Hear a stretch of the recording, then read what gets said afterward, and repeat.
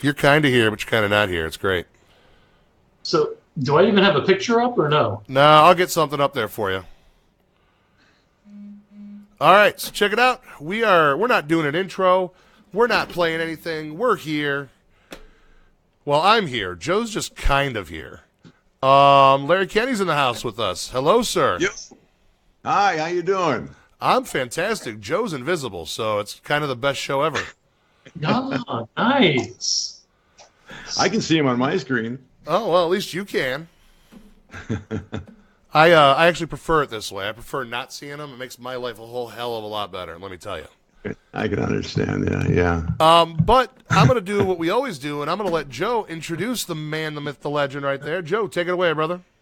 Thank you very much. Again, another episode of Technical Defects. Our special guest is the very talented voice actor, Larry Kenney. Most of us from our childhood knows him from Lion-O on Thundercats, the original series. He also played Jackalman, Silverhawks. He was Bluegrass and Poker Face. Count Chocula. Everybody knows Count Chocula. And Sonny the Cuckoo Puffs. I always scramble on. I always do too. Don't worry. I always say I'm the cocoa poop bird or something like that. That's fantastic. And I do have to give a quick shout out. Sponsored by MKVExtreme.com for all your Roku and streaming needs. Oh, you have a sponsor. Oh yeah, we have all kinds of fun around here. Oh, that's fantastic! So I'll be getting paid for this. Oh, absolutely. And not for nothing, Larry. I was actually speaking to Mitch Halleck earlier. My old buddy Mitch from Terrificon. Exactly, about Terrificon and everything. So I'll touch on that later on. So, okay. Hey Joe, let's I'll tell you what. Let's start at the beginning, man. How did this happen? How did you start? How did it go? Well, it all started back in back in 1963. Okay. As far as my career is concerned, right. My life started in 1947. I'll wait till people gasp and then. Oh yeah, no, I heard a collective coming from everybody. Don't worry, you're good. There was a 1947. Yeah. A small town in Illinois. Okay. And I was going to high school there. And we had a radio class where we did an actual radio show for 10 minutes a day during lunch hour, So I got involved with that. And I enjoyed it. But at the time, I thought I was going to be a newspaper writer because I had already been doing that since I was like 14. Okay. High school baseball games, basketball games, things like that. And I really thought that was going to be my career. I liked it. But one day, some guy from the big local radio station in Peoria across the river, big city, Peoria, came to our school and said, we're looking for somebody to do this 2-hour show every Saturday.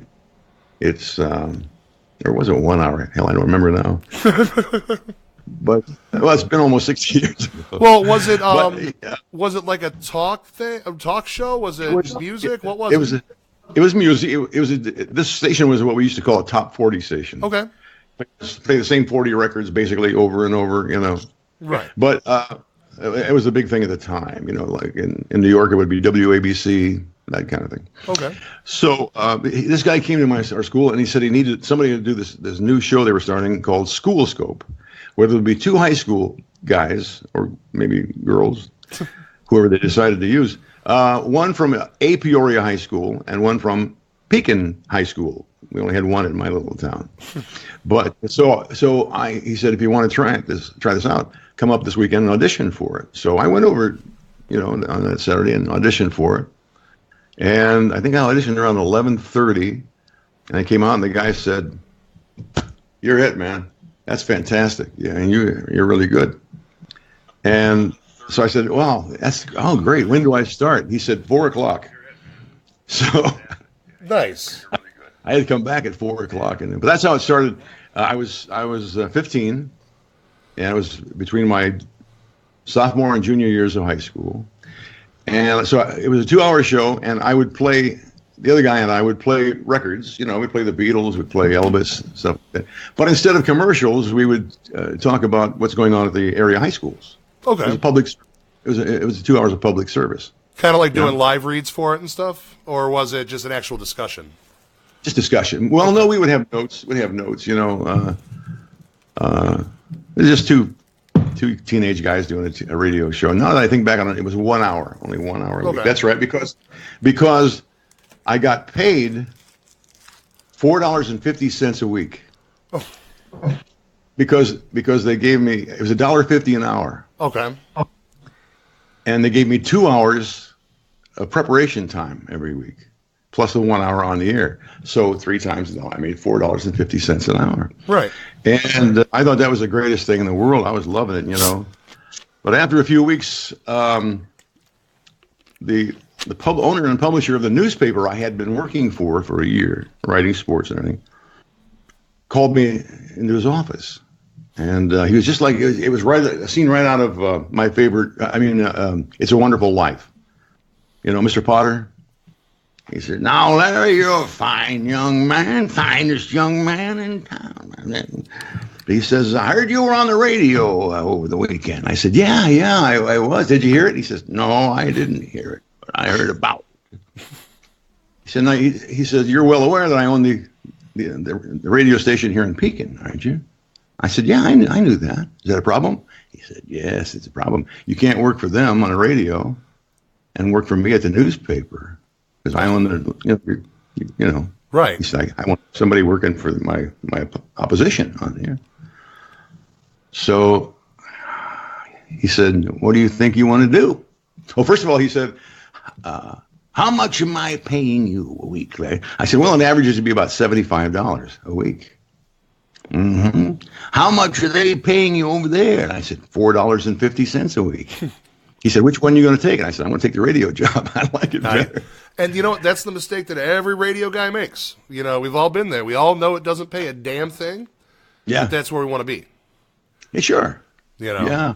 But the bad part for me was I felt great about it. I said, "Thank you very much. I appreciate it, but I'm really it's going to be my career." And but what I had forgotten was that I had to go home and explain to my parents why I gave up this $75 a week job for one that pays $4.50 a week. And how did that go over? They said, "Well, if that's what you want to do, go ahead, But I think to this day, when my father left the room, I could swear I heard, "Jesus Christ." If I had a nickel for every time my dad said that when I told him I wanted to become a DJ, yeah, believe me, until I brought home a stack of cash because I was doing live stuff, brought that home, they're like, "Okay, we're all right with this now." Yeah. Well, I wish I had a nickel for every time a teacher or a principal or a person of authority in my life said, "Larry, I hope when you grow up, you can find some way to make a living with these little voices you do and the jokes and everything." Now, okay, that's the thing. Did you develop your voices and start doing all that stuff in school? I did. I was a class clown. I always loved cartoons. Right. And cartoon series on TV. The old Warner Brothers stuff, and I loved Rocky and Bullwinkle and all that. And so I started when I was very young. I started doing voices, Bugs Bunny, people like that. And I found that the kids at school, it makes you very popular if you're a funny guy. Right.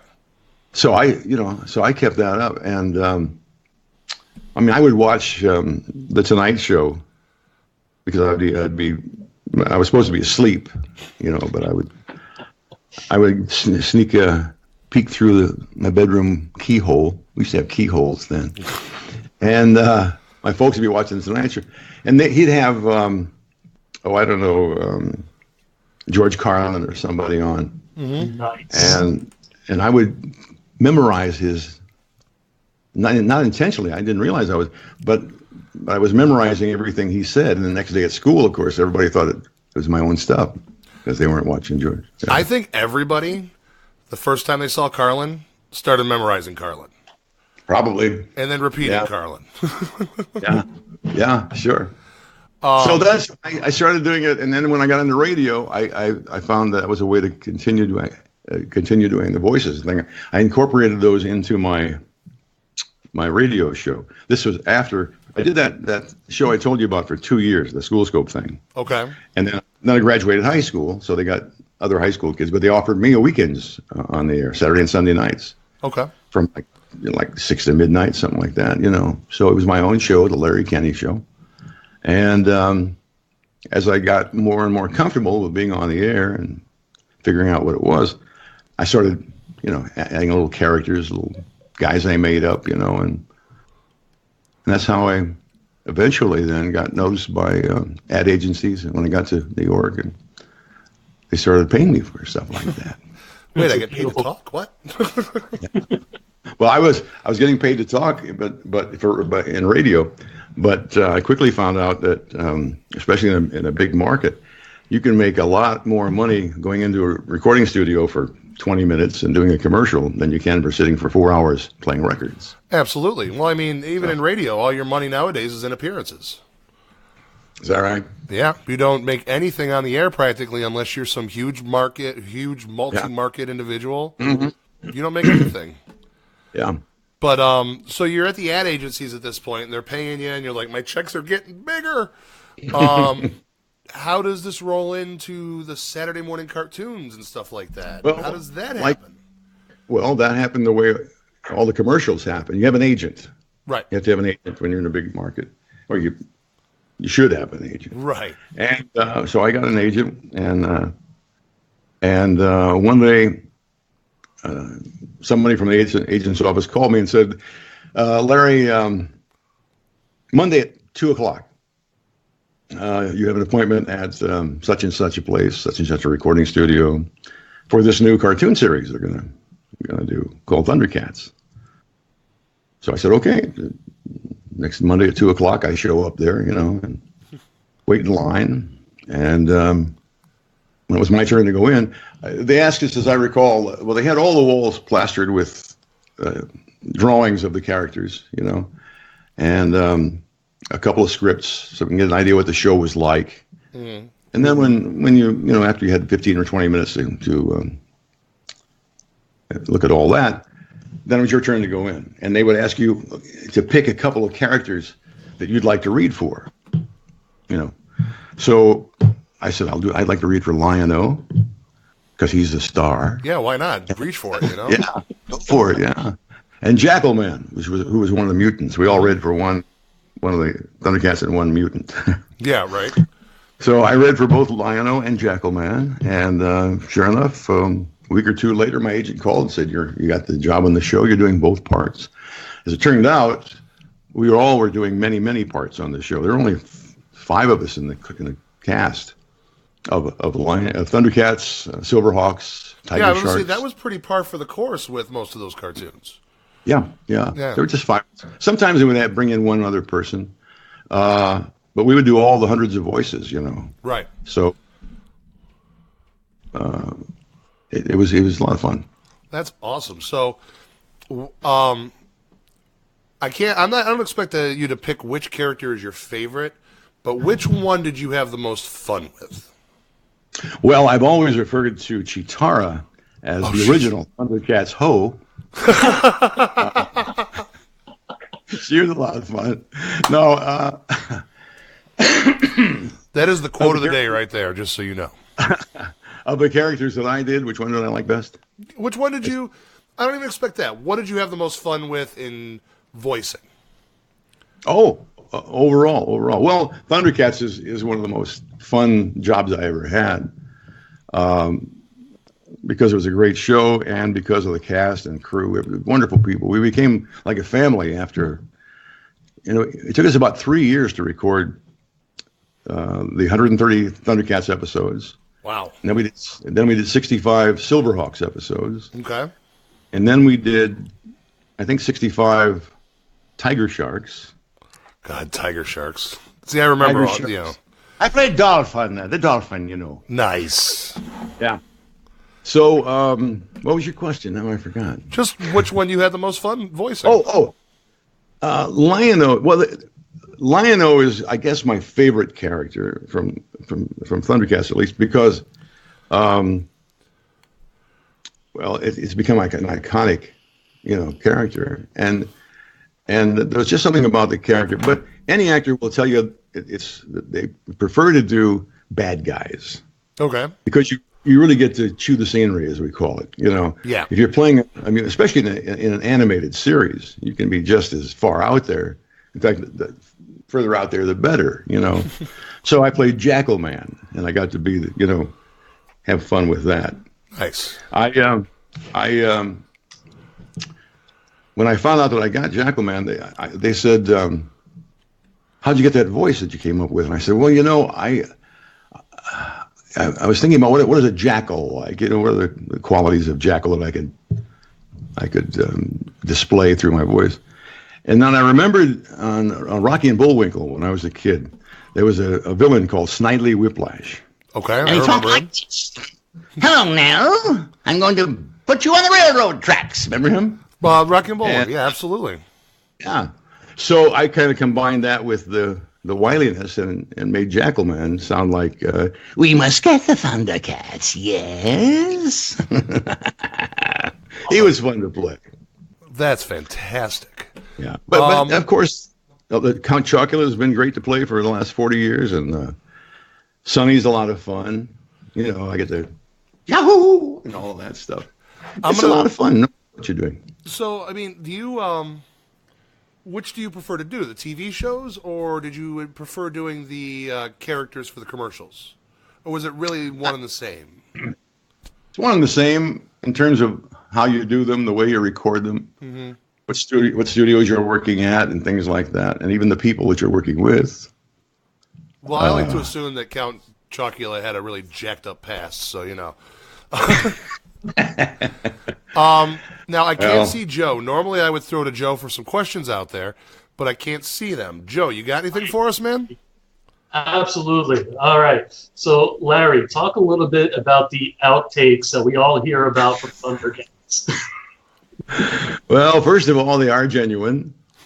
Those are our voices, and they were taken from the actual recordings of the shows. There are Silverhawks outtakes, or I don't know if there are any Tiger Sharks, but yeah, what they basically are is if things would happen during the course of taping, somebody would flub a line, and then of course the other actors want to jab him a little bit and give him the needle and say things, and of course that's edited out of the show. You don't hear that on television.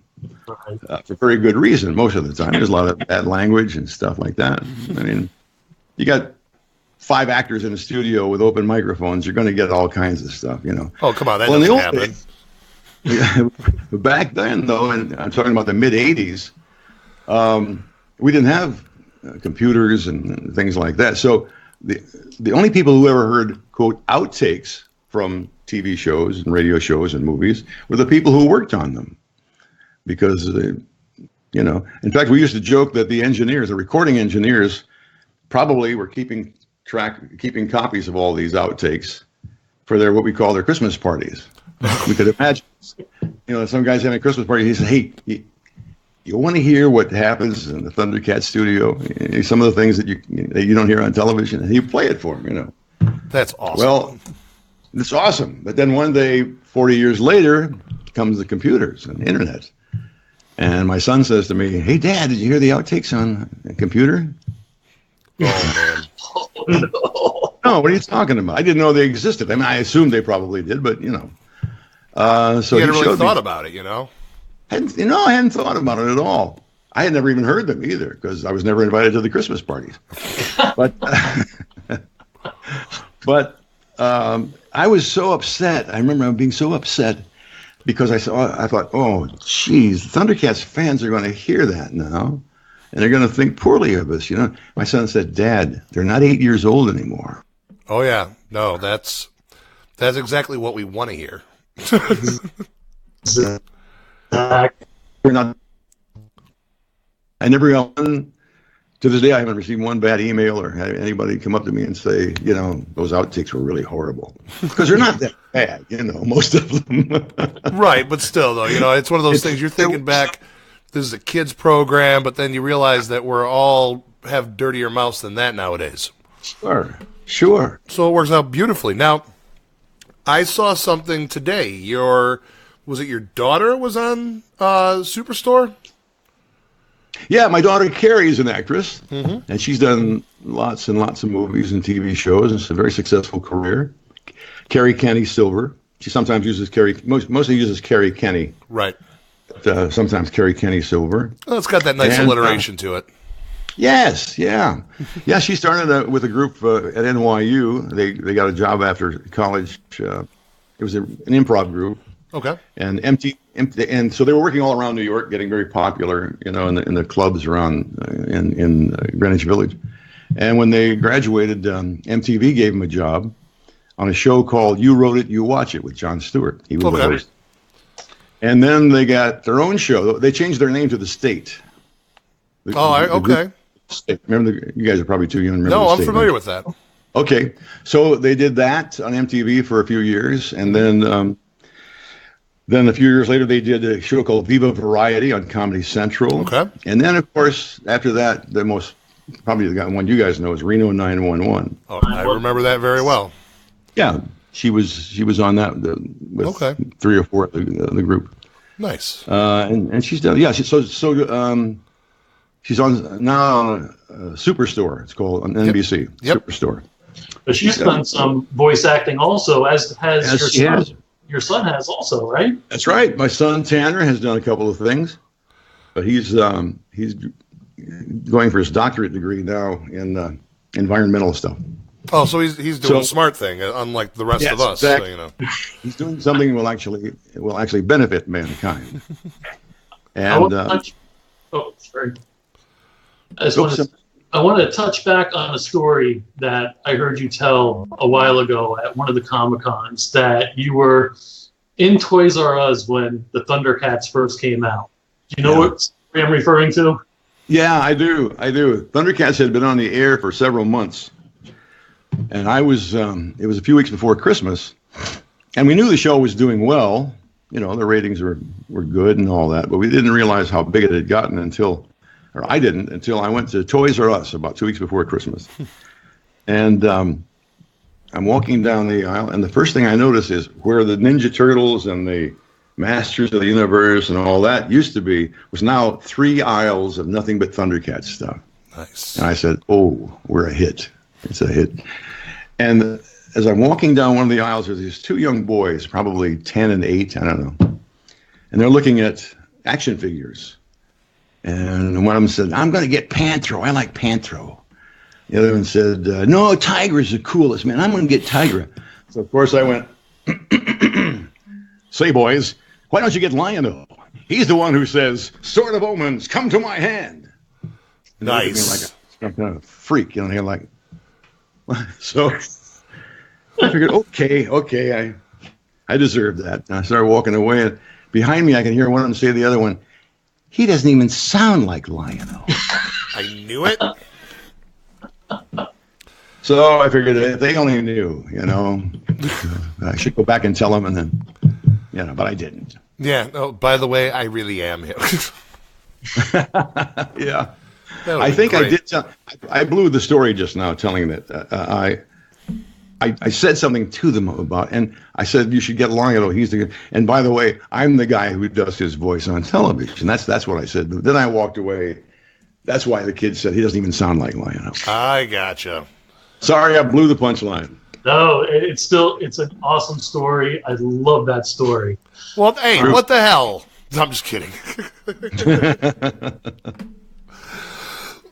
Excuse me, Joe. Go ahead. I'm just looking at. I could spend hours talking to this gentleman, but I know he's limited on time. Imus, when you did that show, you did so many characters on that show. You were hysterical. Thank you very much. Well, I was with him for 35 years. So, do you have a favorite character you did on Imus? Well, of course, I did Teddy Kennedy. He was always fun. He said things like, "We'll cross that bridge when we come to it." I did Nick's. Well, I guess the first voice I ever did for Don Imus when I first started for him was Nixon. Richard Nixon. Good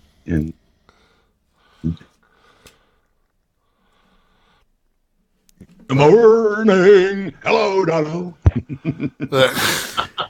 Yeah, I did a lot of voices for him. 35 years. People also know you from what else? VH1, Skittles, VH1. Yeah, I was the narrator on a show called Best Week Ever for several years. Heard of it? Never watched that one though, unfortunately. It started off. It's the second week of August, 1998. The best week ever. So and then we played clips of pop culture things that were happening. What do you got going on nowadays? Well, I'm still doing Skittles and Sonny the Cocoa Puffs bird. Okay. I'm the guy at the end of the Skittles commercials that says, "Feel the rainbow, taste the rainbow." Oh, nice. See, now every time I see that damn commercial, I'd be like, Larry. Damn Larry, yeah. Like, damn it, Larry. But I've cut way back. I left the Imus show because it was, I had to leave my house at 4:00 in the morning, right, 5 days a week, and drive into Manhattan, and then the rest of the day do commercials in different places. And it got to be, I'm 70 years old now, and it's I could do it, but I don't want to. Right. Yeah. There's a big difference. Don't need to. Yeah. But it was fun. Right on. Anything coming up for you in the future? We're cutting towards the end here. Is there anything we should look out for you on? Well, I just told you my age. I don't plan ahead more than 2 weeks. Oh, well, I'll give you that. I don't even buy green bananas. You know what I mean? Well, yeah, it's one of those things. I couldn't assume, so I had to, at least throw you a bone there. No, I appreciate that because you were giving me a chance to plug whatever I had coming up. You can plug whatever you got anytime you got it. Well, thank you. No right now, I don't have anything coming up.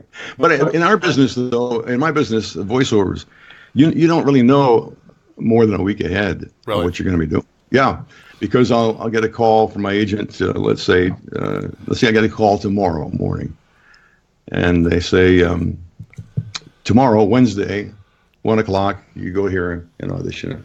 So I'll go, and then if I got the job, I'd hear about it in a few days, and it would be recording a day or two after that.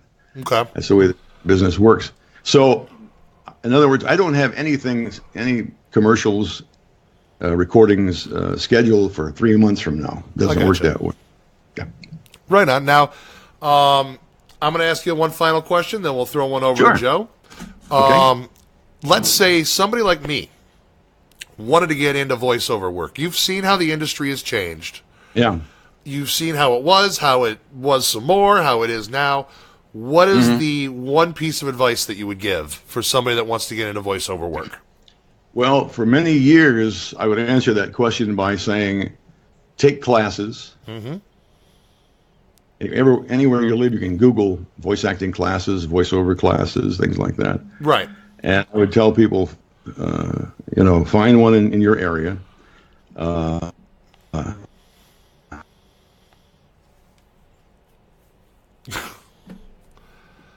Once a couple nights a week, the basics of how to work with a microphone, how to do this and that. You'll get to meet people from ad agencies and agents whom these schools invite in, to talk to. And then I would tell them, take the tape that they give you when you leave, or now it's a disc, not a tape. Right. Yeah, we call it a demo reel, a demo cassette, a demo disc now. I can't keep it alone. In my day, we didn't. And I would tell them, then go out and try to get your agent.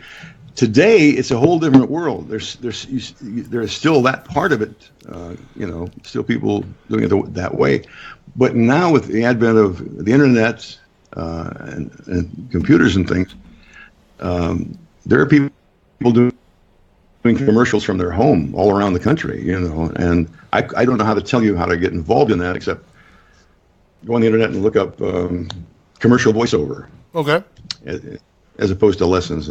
But I still recommend that people take classes and get a good background in business before you just go out there and try to start. It's very competitive, extremely competitive. Oh, I believe it.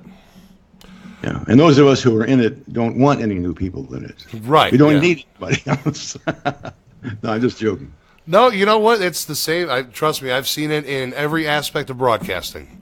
It is the same. It's, the new guy definitely has to prove himself. Sure. Joe, what you got for us, man? Yeah, Joe. Hey, 20 years ago, when I first went to the Connecticut School of Broadcasting to apply there, I had to audition, and actually they played an Imus video, and it was kind of cool. Again, 20 years ago. Oh yeah. He used to do commercials for them. It's a very good school, Connecticut School of Broadcast. They have them. I'm in Florida, so that's in West Palm Beach down here. Yeah. So, Larry, I'm in Florida, as I'm sitting up here in 20-degree weather. But go ahead. Me too. I literally have half a notebook worth of questions, but Ryan and I couldn't see our cues, so I guess I'm going to wrap it up with any Comic Cons or any appearances coming up soon.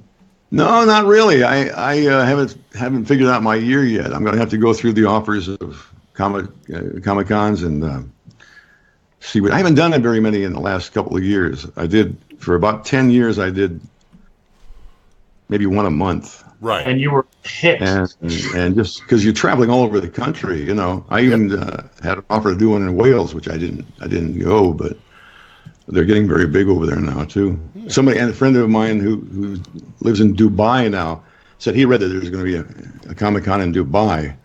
Maybe they'll have me come over there. I don't know, but I don't have any scheduled right now. I just took it easy the last couple of years, and whenever I do. Whenever I know that I'm going to be appearing somewhere, though, I put it on my Facebook page. Right on. So people can be warned that I'm coming.